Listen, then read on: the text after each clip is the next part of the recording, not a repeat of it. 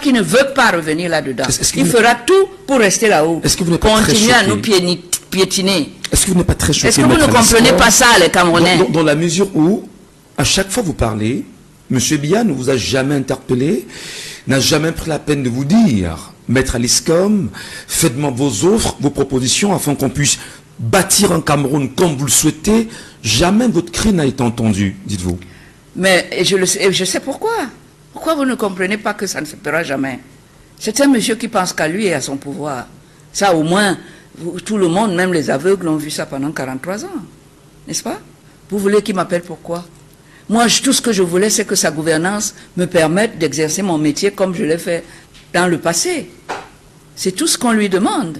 Qui crée les conditions. Et nous lui donnons suffisamment d'argent pour ça. Il y en a tellement que lui, il a un avion privé qu'il loue pour faire ses petits voyages privés, lui et sa famille. Et on n'a pas été capable de nous garder qu'à mer pour qu'on puisse aller à Yaoundé sans souffrir comme j'ai souffert dernièrement. Je vais à Yaoundé à 7 heures, je dois revenir ici par le vol de 17 heures. Nous quittons Yaoundé à 4h30 du matin, assis à l'aéroport. Tout un pays qui a tout l'argent du Cameroun qui lui appartient ne peut pas avoir une compagnie aérienne. Vous voyez pas ça? C'est moi seul qui vois. C'est quelqu'un qui se fout de nous. Et là, je lui dis, tu ne vas plus te foutre de moi. Pas moi. Le tableau que vous faites est un tableau totalement sombre. Mais non, mais il est sombre. Eh bien, l'avenir également... C'est pas moi qui fais le tableau sombre. L'avenir également est sombre si on continue de faire confiance à M. Biya, c'est ça? Mais évidemment, enfin, vous ne pouvez pas tirer ce genre de conclusion vous-même. Dans votre quotidien, s'il vous plaît. Je sais que vous, là, vous êtes à la place de celui qui pose des questions. Mais c'est tellement visible. La réponse est tellement évidente. Moi, il a fallu 43 ans pour que je dise, cette fois-ci, je ne mâcherai pas mes mots. Je vais appeler un chat un chat. Je ne suis pas quelqu'un qui va contourner pour dire, ah oui, Atangandji, non. Atangandji ne s'est pas mis là tout seul. Il n'a pas été sanctionné quand il nous a apporté des faux observateurs. Il a osé. Ça lui a coûté quoi? Il est toujours minate. Vous voulez qu'il change? Vous voulez que M. Atangandji change sa nature profonde alors que c'est pour ça qu'il est minate? Il est des voix qui refusent de se taire, même dans la cacophonie du désespoir. Alice Com, avocate respectée et militante acharnée pour les droits humains, est de celle-là.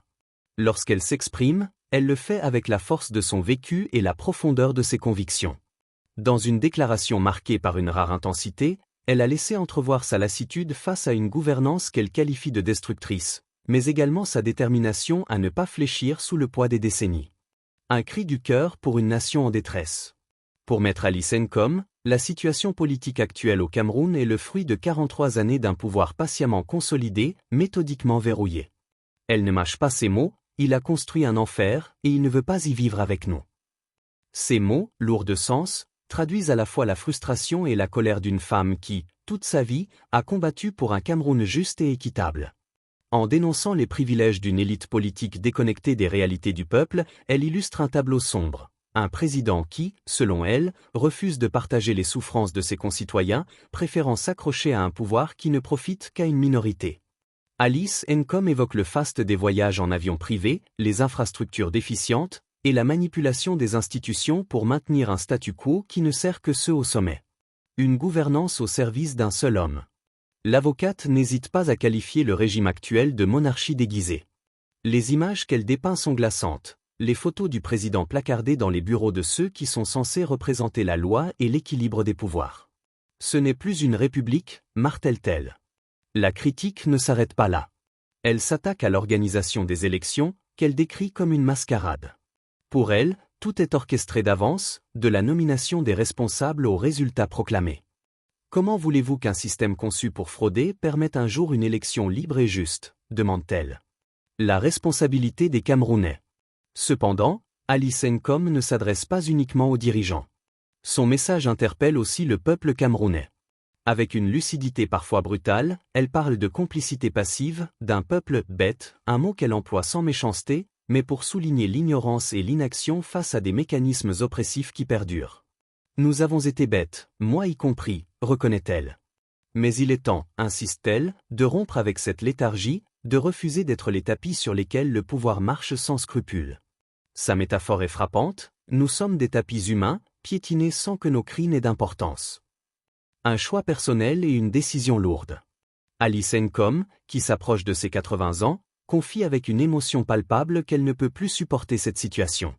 Pour elle, rester sous un tel régime reviendrait à dépasser la dose prescrite, une dose qui pourrait être fatale. Si Paul Biya reste, je m'en irai, déclare-t-elle sans ambages.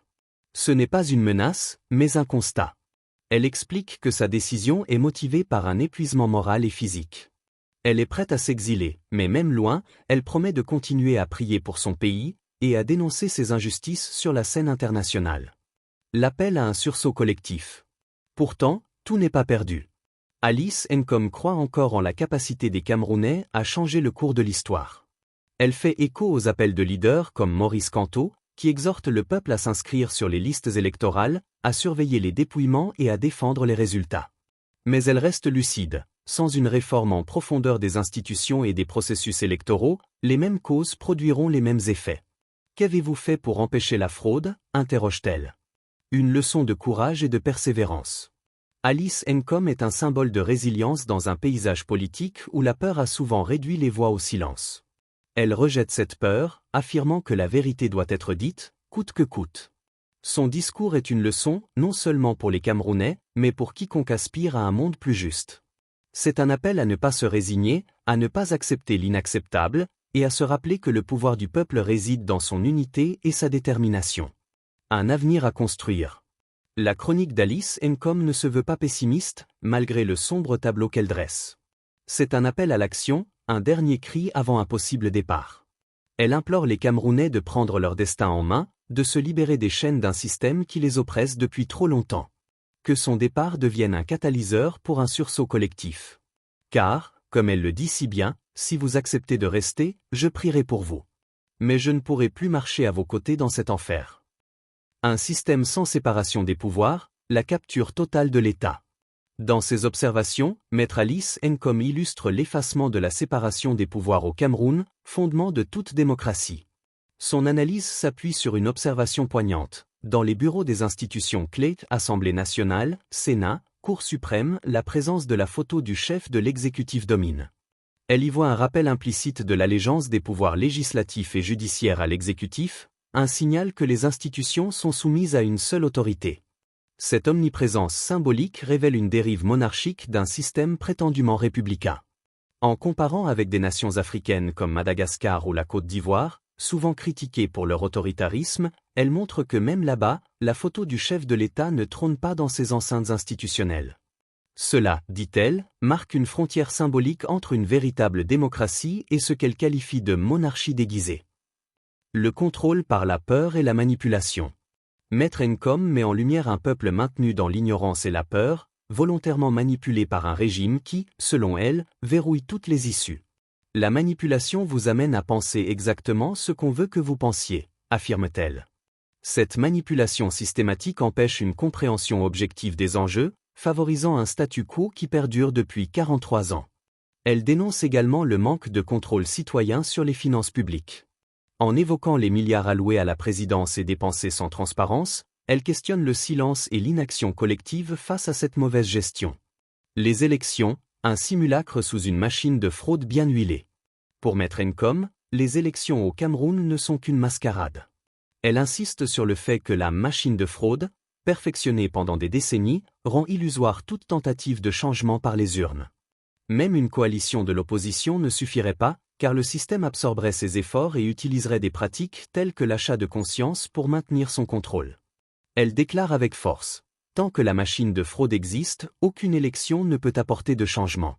D'après elle, la priorité absolue est de démanteler cette machine, pièce par pièce, en identifiant et en éliminant les mécanismes qui permettent la fraude électorale. Un appel à la libération et à la responsabilité collective. Maître Alice Nkom ne propose pas une solution magique, mais un plan exigeant, un état des lieux honnête, une mobilisation collective et une action méthodique pour briser les chaînes d'un système oppressif. Elle appelle le peuple camerounais à ouvrir les yeux, à comprendre la source de leur détresse et à exercer leur souveraineté.